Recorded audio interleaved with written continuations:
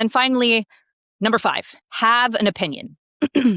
So integrations are a feature of your product, right? Your customers think of them as something that you're building and supporting, but there's a twist because there's a requirement not just to understand your side of the equation, but also to understand this other system and how your customers are using it. So that can mean more work, not just for the person that's designing the integration, but also potentially the person that is building it. You have to understand what that system does, some of the nuance of the workflow there, and then also what your customers are trying to do to combine these two systems together.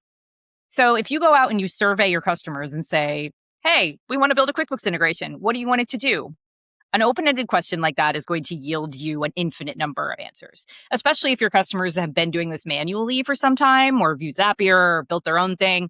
There's going to be all kinds of crazy stuff that you probably don't actually want to implement. And if you have a very small sample size, that can be even more detrimental because you're looking at one specific use case and building an entire product around it. So that's why I always say that you need to have an opinion when you build these integrations. Your customers are buying your product and your partner's product because they're not experts, most likely, in whatever the thing is that those tools do. They're definitely not an expert in the systems, right? They are paying you for the system that you provide to make their lives easier. And they are also paying you to integrate into the other tools that they use and to tell them more or less how that should function, right? Or to have a strong opinion about how that should function. If you have an opinion and you have some sort of idea about how this integration should work, you're able to put it out into the hands of your users and gather feedback quickly, right? Versus trying to survey and talk to a billion companies and figure out what the patterns are.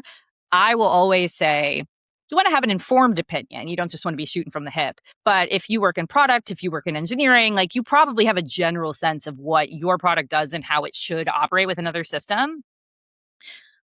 Build some basic flows, document it, say this is what this thing does, and put it out into the world with some trusted customers, see what their feedback is, and then you can iterate your way to success versus spending 6 months requirements gathering across, dozens of companies that all have sort of patched and duct taped this thing together in this really unique way that's special to them.